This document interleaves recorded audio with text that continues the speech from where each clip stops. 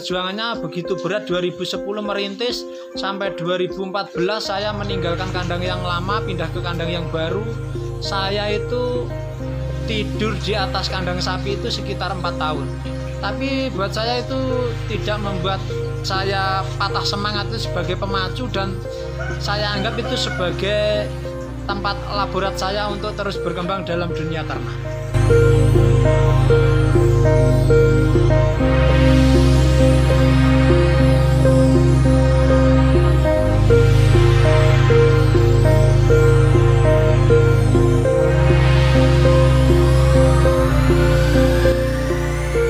Assalamualaikum warahmatullahi wabarakatuh. Perkenalkan, nama saya Sutardi atau biasa dipanggil Bedut, owner dari Bedut Feed. Kandang saya beralamat di Kuryo, Wonorejo, Jatiyoso, Karanganyar, atau tepatnya di lereng Lawu Selatan.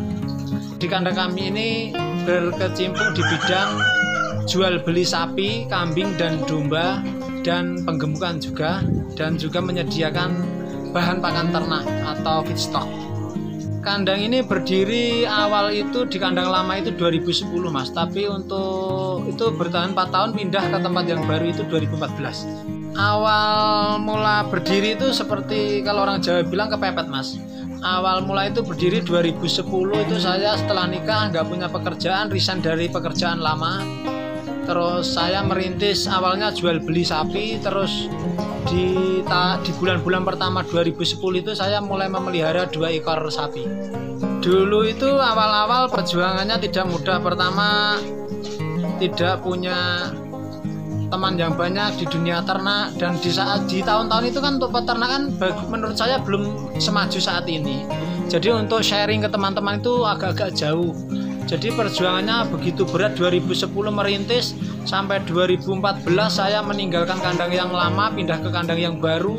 Saya itu tidur di atas kandang sapi itu sekitar 4 tahun. Tapi buat saya itu tidak membuat saya patah semangat, itu sebagai pemacu, dan saya anggap itu sebagai tempat laborat saya untuk terus berkembang dalam dunia ternak. Kapasitas di kandang saya itu awal mula tidak terlalu banyak karena tertekan di modal saat itu. Saya mulai memelihara itu 2 ekor di tahun 2014, pindah kandang pun masih 2 ekor, tapi saya nyambi jual beli sapi. Terus mulai berkembang 2015-2016 saya mulai meracik komposisi pakan, dan sebagian ada yang berminat untuk menggunakan untuk kalangan sendiri. Saya 2016 itu mulai memelihara sekitar 6. Terus 2018 mulai beranjak untuk kapasitas penuh itu sebenarnya dulu 22 ekor. Cuma terpancang tempat nggak ada, kalah sama bahan pakan ternak. Jadi untuk saat ini kapasitas penuh cuma sekitar 14 ekor.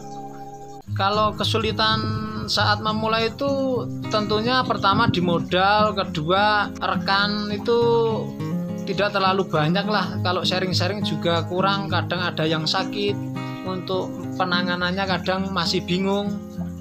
Kalau SOP masuk dalam kandang, kalau saya pertama itu saya kasih obat cacing, terus keduanya dikasih vitamin B kompleks, atau kalau ada itu anti parasit. Kalau pekerjaan di kandang kami itu, anak kandang itu biasanya datang setengah 8. Itu pertama membersihkan tempat minum untuk diganti, terus pemberian konsentrat, nanti setelah itu mencari rumput atau hijauan, nanti sekitaran jam 11-12 itu untuk pemberian hijauan.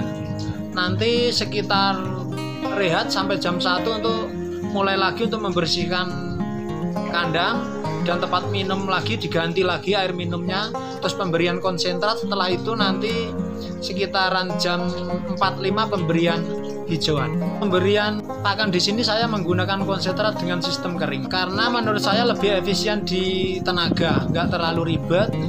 Terus kalau untuk hitung-hitungan bulanan itu bisa dikalkulasi. Kalau menurut saya pribadi, tanpa menyudutkan pihak yang lain, kalau pemberian dengan sistem komboran itu kan pertama cara kalkulasi biaya itu kan lebih repot. Kadang pas sapi makannya nggak derembop, diberi tambahan sekian-sekian tanpa hitungan kan, kalau menurut saya itu tidak efektif untuk kalkulasi pakan. Dan itu mas, kalau pemberian sistem kering itu tidak menyudutkan tempat lain atau pihak lain ya, itu kalau pakan kan biasanya setiap kandang kan mempunyai SOP-nya masing-masing. Kalau di sini kan kering, itu kalau menurut saya cenderung untuk penyerapan nutrisinya lebih maksimal karena bisa digayem. Itu mendapatkan komposisi terbaik tidak cepat. Awalnya dulu saya juga menggunakan sistem komboran, ada airnya yang digodok menggunakan macam-macam dan fermentasi dan lain-lain, tapi untuk yang terbaik menurut saya ya sistem kering ini.